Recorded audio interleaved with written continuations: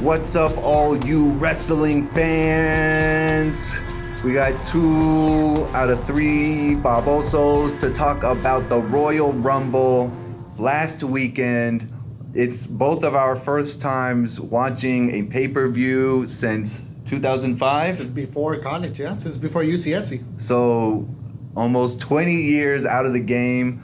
I still listen to the Jim Cornette podcast, even though I don't watch wrestling with my eyeballs. So it was interesting for me to kind of check in and kind of see all these players, these wrestlers, these athletes, these entertainers that I hear about constantly, but have never actually seen work. I've never seen them wrestle. How do they, do their thing? It was interesting for me to kind of check in and actually inform myself and not just rely on the opinions of some old quack on the internet.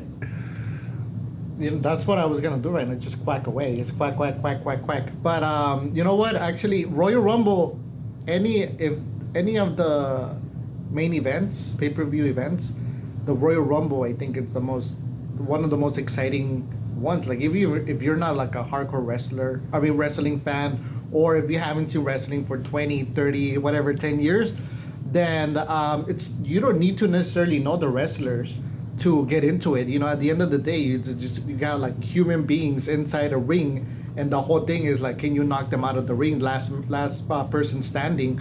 What's really great about this one that really stood out for me is that they have a women's and a men's. They're different Royal Rumbles, right? So I think that was cool to see like that progressive side of things since I last watched it.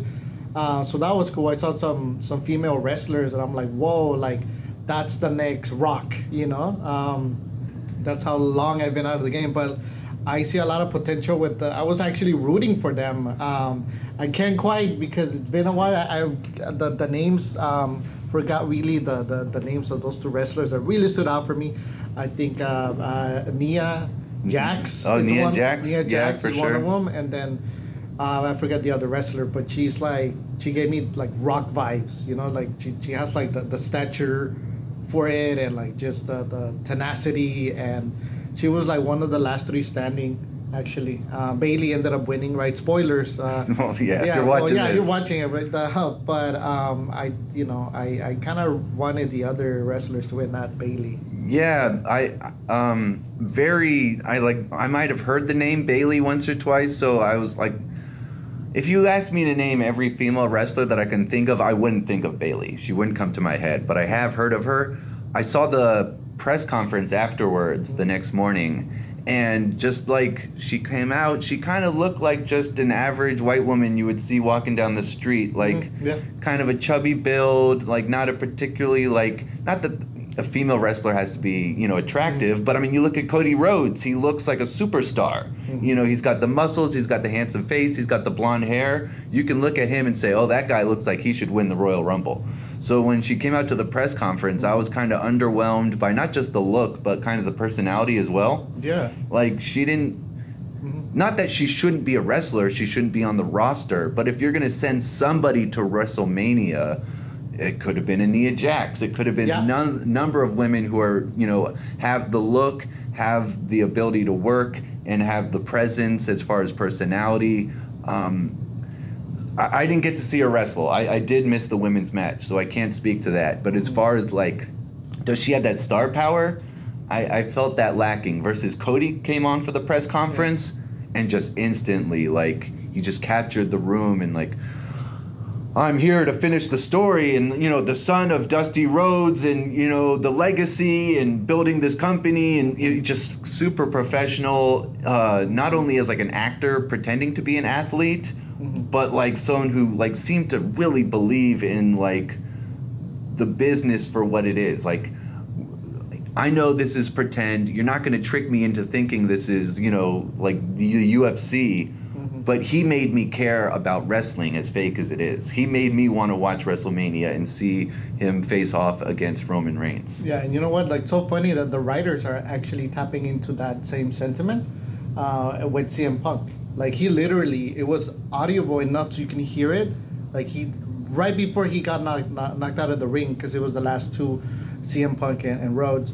he said something like, "I'm not gonna get tossed out of the ring by the son Of Dusty Rhodes." Yeah, right? yeah. And like 5 seconds later, he got knocked out of the ring by him, right? So And they have a history together yeah, too. And like, you know, CM Punk is always gonna be like, you know, like he's gonna say like straight talking. He's gonna say like that's his thing. Yeah. right? He doesn't need a writer. Yeah, exactly, right. But they just played it off so well. They had a segment on Raw. Again, I don't watch. I heard about it. I went back and saw it on YouTube because I'm just anything CM Punk. I'll go back and watch on YouTube later. So to see their confrontation, and when it came down to like the final 6, the announcer said, "All right, we have CM Punk, we have Cody Rhodes, we have this guy, whatever. Whoever's left, forget about it." I knew it was gonna be those two, based on the promo that they did, and because of just like those 2 guys get me excited more than anyone else. Even though I don't watch, I hear these things. Like I said, I'll go back and watch some on YouTube.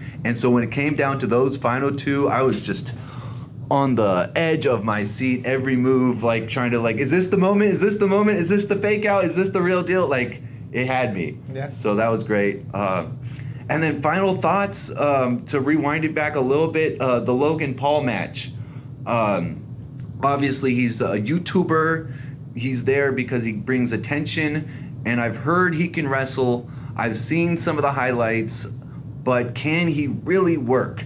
And so to have a guy like Kevin Owens, who I know can work, who's a legit wrestler, he's been around, like he's put in his time, and they put on a really good match. So like I do not have many positive things to say about Logan Paul outside of his WWE career. However, I can't take away from the performance. I appreciated that they didn't give him a clean win. They, because they have Kevin Owens' reputation to preserve. So they didn't bury Kevin Owens by making him look bad. They allowed Jake to keep the title, which keeps fans kind of like, oh, I hate that guy, while also allowing Kevin Owens to, you know, take his respect and not look like a guy who got beat by an internet chump. So overall, fun event. Glad I tuned back in. They really did a good job of hyping it up, like putting out all the YouTube videos. Like you could watch all the old Rumbles. I must have watched 10 Royal Rumbles in the last week. Like it got me hyped. Their marketing machine is running on all cylinders. So, you know, good job on getting random people who don't watch wrestling to watch wrestling. Any final thoughts? No, I'm like excited for the 3 Babosos to do our own Royal Rumble. So stay tuned. Really? Still hanging out to the rope. All right, Thank you guys. for watching. Stay tuned. Like and subscribe. Comment down below. Who do you want to see next year? Like what? Like Booker T, Stone Cold, The Rock. Who should come back next year as the surprise legacy wrestler? Let us know. Raul, if you're watching this, Royal Rumble. We'll see you in the ring.